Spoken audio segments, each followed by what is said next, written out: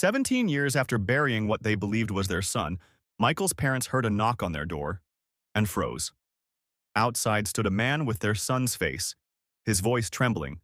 "Mom, it's me." But the horror wasn't just that he was alive. It was what he remembered. The night of his death wasn't an accident. Michael whispered names, the same people who helped search for him years ago. And as his mother reached out to hug him, she realized he wasn't the same boy she lost. Something had followed him back. Tension-driven, cinematic pacing, teases twists without revealing them. Before we go any further, if this is your first time here, we'd love for you to hit that subscribe button and turn on notifications. Your support means the world and helps us bring you even more powerful stories. Stick with us until the end. And if this mystery moves you, share your thoughts in the comments and pass it along to a friend. The storm came earlier than the forecast said it would. Heavy clouds rolled in like a slow bruise, swallowing the sun before the clock even hit noon. The air turned thick, like the world was holding its breath.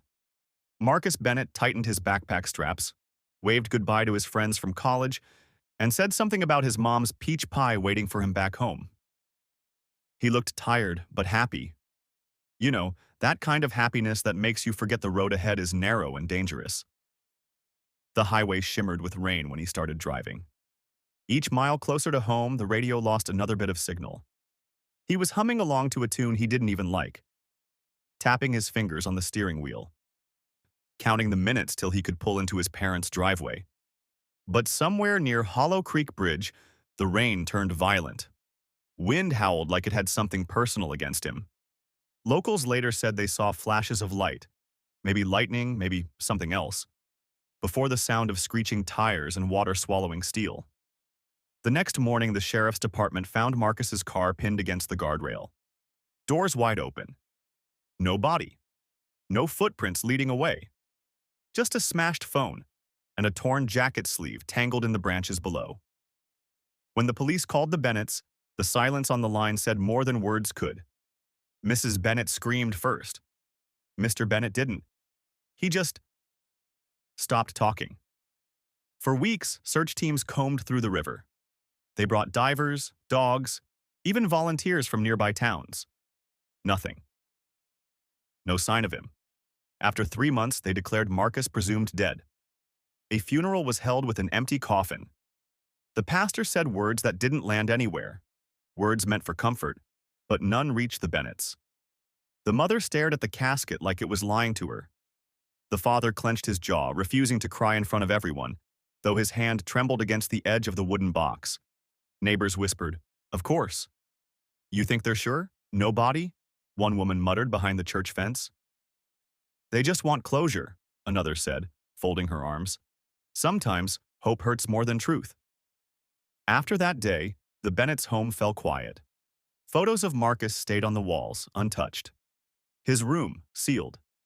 Every night, Mrs. Bennett left the porch light on, just in case. Mr. Bennett tried to keep busy. Fixed things that didn't need fixing. Mowed the lawn twice a week. He pretended the house didn't echo when he walked through it. Sometimes at night, he'd hear his wife whisper through the walls. She'd say, "He's out there, John. I can feel it." And he'd close his eyes, whispering back, "No, Ruth. He's gone." Years rolled by like fog.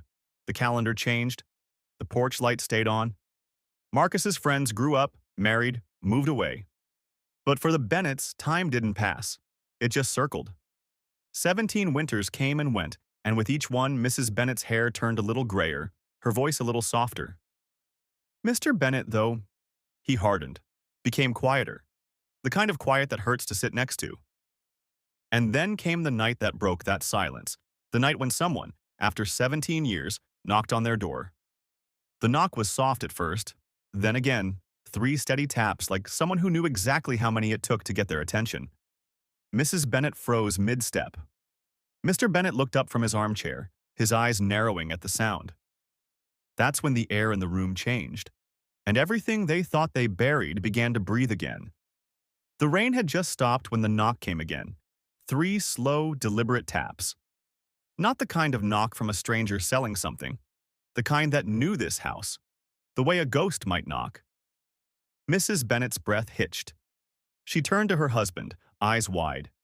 "John, did you hear that?" He didn't answer. He just stood, the old chair creaking behind him. The sound of his steps against the wooden floor seemed louder than the rain outside. The porch light glowed, flickering slightly from years of dust and neglect. When he opened the door, the smell of wet earth and pine filled the room.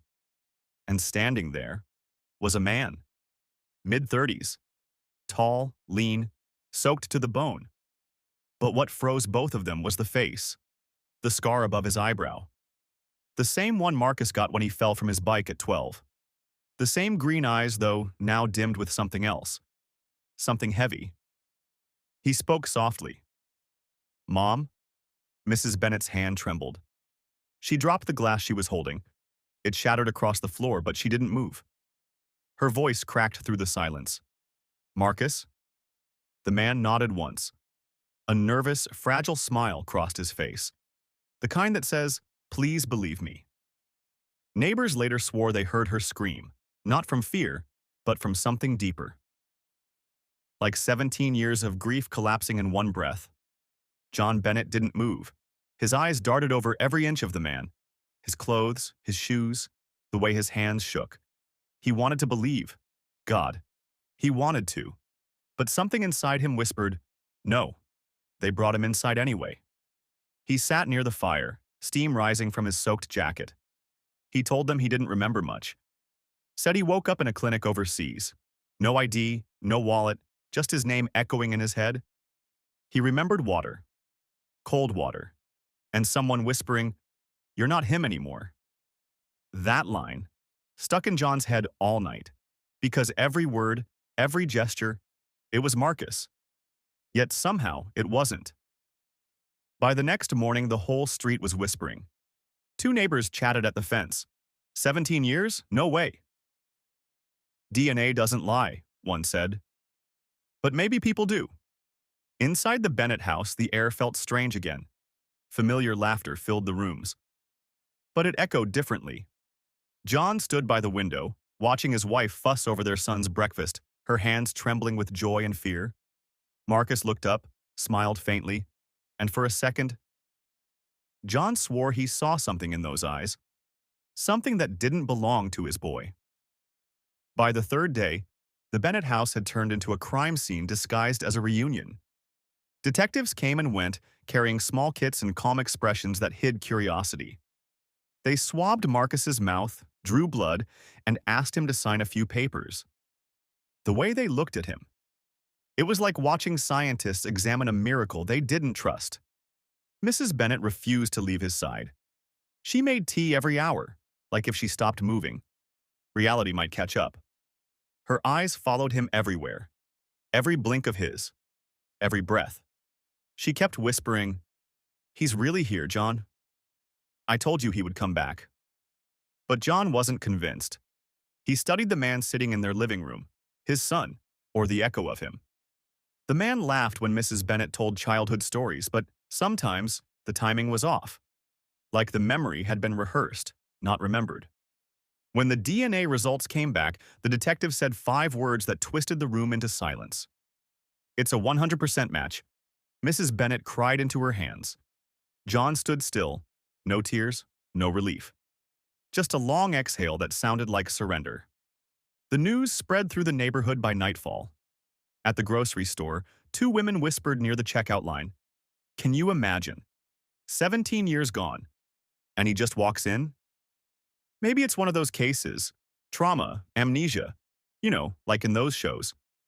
Or maybe something else happened. People don't just vanish. The town had its theories. The Bennetts had only questions. That night, Marcus sat in his old room, the one frozen in time. Posters from the early 2000s still hung on the walls, edges curled and faded. His childhood trophies collected dust. He touched one of them, then whispered under his breath, "Feels like someone else's life." Down the hall, John listened through the thin wall. His hand hovered above the doorknob, but he didn't go in. Something about the way Marcus moved. Too careful. Too measured. like he was afraid of being caught being someone else. The next morning, John found Marcus outside, barefoot in the cold grass, staring toward the woods. "What are you doing out here?" Marcus blinked, slow and distant. "I thought I heard someone calling my name." "There's no one out there," John said. Marcus hesitated. "There was in the water. Back then. I think they wanted me to forget." That line crawled under John's skin and stayed there. Days turned to weeks. Doctors ran tests. Psychologists called it trauma-induced identity fragmentation. Marcus said he remembered flashes, chanting voices, strange symbols drawn in chalk, a fire. He said he was reborn somewhere near the coast, in a compound filled with people who called themselves the cleansed. He couldn't recall how he got there or how he escaped. Just water, silence, and waking up in a hospital. John began to dig. He called the local authorities, then the hospital Marcus claimed to wake up in. Records confirmed it. A man with his description was admitted in 2012 under the name M. No surname, no ID. Released 2 years later. No forwarding address. When John confronted him with the papers, Marcus just nodded. "I know," he said. "I've seen these before." "How?" John asked. "I was shown them," Marcus replied quietly. "They told me I was ready to go home." That night, John couldn't sleep. He sat in the kitchen with the lights off, staring at the door. The same door his son had once walked through laughing, now shadowed by a man who spoke like a ghost of himself. Outside, the wind whispered against the house. Inside, Mrs. Bennet was humming softly, an old lullaby she used to sing to Marcus as a boy. And from down the hall, she swore she heard him humming along. Only, when she reached his room, Marcus was standing still, staring at his reflection in the window. His lips hadn't moved once. By the 4th week, John's doubt had hardened into quiet obsession. He couldn't shake that moment. Marcus humming a song he hadn't sung. His reflection moving seconds late in the window. So, one evening, after Ruth had fallen asleep on the couch, John made a call. He dialed the number of the hospital listed on the old report, the one that had taken Marcus in 10 years earlier. The line crackled, and after a pause, a weary voice answered. The doctor remembered. "Yes," he said. "Your son." Or the man claiming to be him. He was part of a recovery program, but there was more to it than that. John's hand tightened around the receiver. "What do you mean?" A deep sigh came through the line.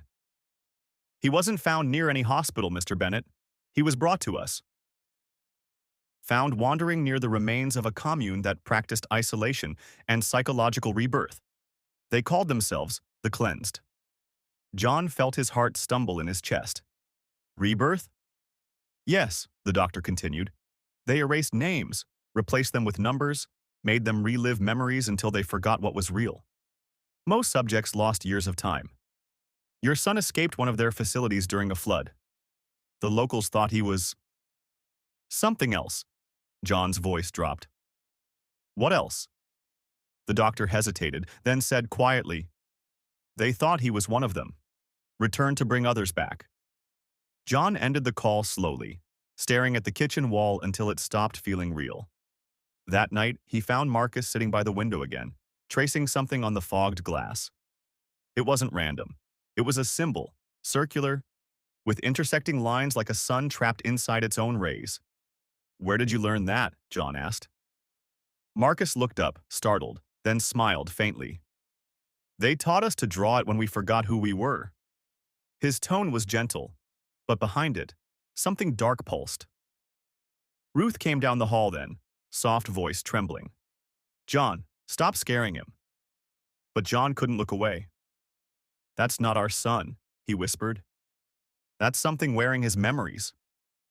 Marcus's face shifted, hurt, confusion, a flicker of fear. "Dad, please." For the first time in 17 years, John Bennet cried. But it wasn't from joy or grief. It was from knowing his son was alive and gone, both at once.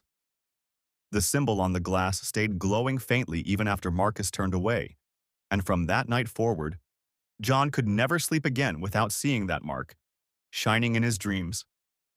The following week, the Bennett home turned quiet again. Not the peaceful kind of quiet, but the kind that feels like something holding its breath. Marcus had stopped eating much. He barely spoke.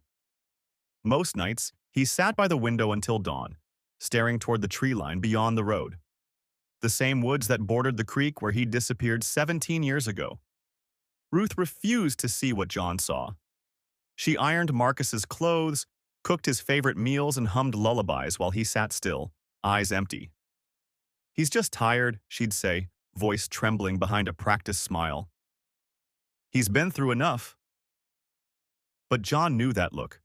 The same hollow stare he'd seen in old photos of war veterans. People who came back with their bodies, but left their souls behind. One night, Marcus walked into the kitchen. His voice was calm, steady. "Dad, do you ever dream of drowning?" John froze. "No, I do," Marcus whispered. "Every night. I see water, dark and still. I see faces in it, the ones who didn't make it out. Sometimes I think they're still there, waiting for me to come back." John's throat tightened. "You're not going back." Marcus smiled, small, sad, knowing. "I already did." He turned and walked down the hall to his room. John followed a few steps, but stopped when he saw Ruth standing in the doorway, tears streaming silently down her cheeks. She held up something, a folded piece of paper. "He left this on the table," she whispered. It was a letter, handwritten, uneven, with drops of water staining the ink. "Mom, Dad, I remember now. I remember who I was before they made me forget. But I can't live as him anymore. He died that night, in the water. What came back was just what was left. Don't look for me. Let me go. Again, but this time, please mean it." Ruth collapsed into John's arms, her sobs muffled by the fabric of his shirt. He didn't cry. Not this time. There was no shock, no anger, just a deep, exhausted silence. By morning, Marcus was gone. His shoes missing, his window left slightly open. Outside, the grass was damp with dew, but no footprints marked the ground. The porch light flickered again. That old bulb that had burned every night for 17 years. And as John reached up to switch it off, he paused. On the porch rail lay a photograph, folded neatly beneath a small stone. It was Marcus, 12 years old, smiling wide, sun behind him, holding a fishing rod. The photo was clean, untouched by time. John held it for a long while, thumb brushing the edges. Ruth stood beside him, her hand resting over his. "He found peace," she whispered, her voice breaking. "That's all I ever prayed for." John nodded, staring out at the empty road, the trees swaying softly in the distance. "We lost him twice," he said quietly. "But maybe this time, he's free." The porch light flickered one last time, then went out. For the first time in 17 years, darkness felt like mercy. And as the camera of life slowly panned away from that quiet house, only the sound of wind and rain remained. A whisper in the dark. Sometimes, the ones we bury find their way back, but not all returns are meant for the living. What really happened to Michael during those 17 missing years? And is he truly the son they lost, or something pretending to be him? Watch the full story, if you're ready for the truth behind his return.